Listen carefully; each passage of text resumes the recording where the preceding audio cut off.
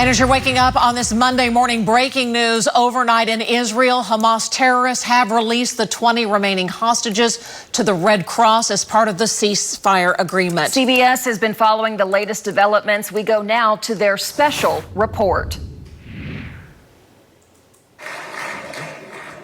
And Jared Kushner, who is here with his wife Ivanka.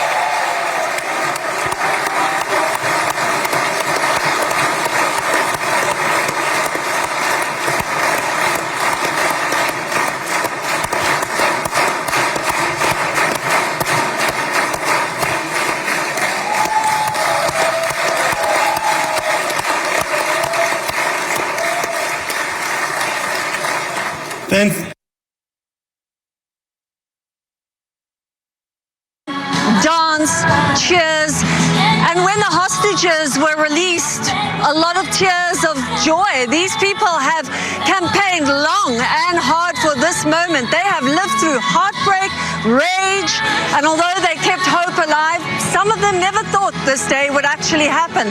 A few moments ago, helicopters flew overhead. Inside them, hostages who are being taken to a hospital nearby here.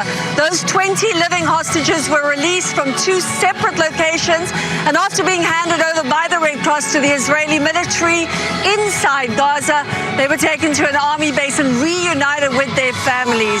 And so the clock, Tony, finally stops at 738, the number of days in captivity.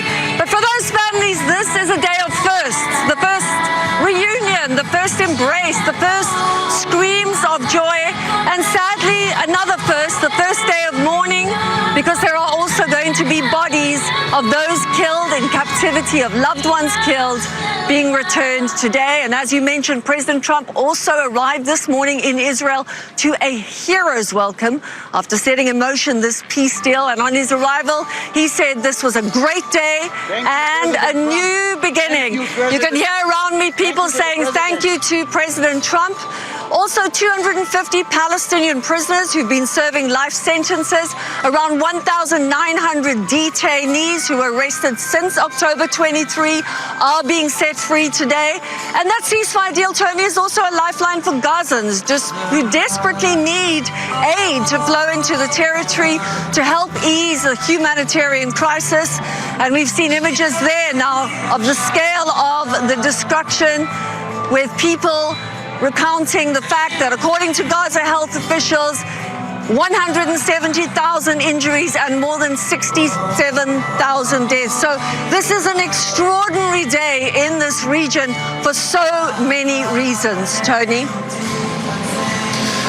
You're so right, Deborah, and we can't underscore it enough just how special this is. And the split screens that you mentioned, there are really multiple split screens. There's a split screen of the hostages coming out this morning as President Trump is landing, the man responsible for proposing and pushing through this deal. The other split screen as the hostages are coming out, Palestinian prisoners being released and back into Gaza and also the West Bank. And on top of all of that, we have images that the world has been waiting for a long time. Aid trucks rushing in as Palestinians make it back to their homes to review what's left and hope that the next phase of this deal, perhaps a phase that will begin later today in Egypt at this great gathering of world leaders, will bring still more progress. Deborah, as you've been reporting on this and been in the region for a long time now, I wonder, what are you gathering about the prospects for Egypt for this great summit and for what's being called phase 2 of the negotiations, phase 1 being the glory that we are seeing today with so much suffering relieved all at once? Well, Tony, I think, it may just be, and it's kind of a weird thing to be saying, but it may just be that today was the easiest part, the release of hostages, the release of prisoners. What comes next is going to be very, very tough. There are still some tough issues to get through. For example, the sticking point still, Hamas disarmament in Gaza.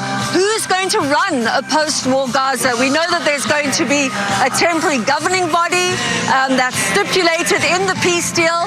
President Trump will be chairing that together with other international groups.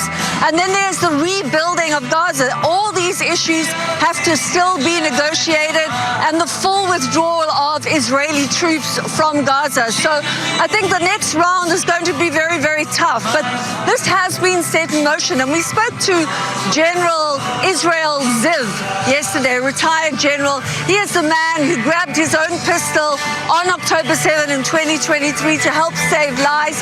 And he believes that the war really is finally over, that everybody understands this is it. They have to move forward.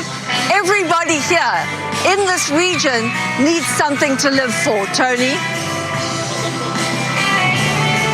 Deborah, that's exactly right. Deborah Pataforis in Hostages Square in Tel Aviv with the mood there. The mood is ecstatic. Mercy for the region here as the hostages come home and aid rushes into Gaza. We're going to have much more coverage of this historic moment in the history of the Middle East and what's next for the Middle East at 7 a.m. on CBS Mornings. But for now, this has been a CBS News special report as we are still awaiting the president here in Jerusalem. I'm Tony DeCopel in that very city.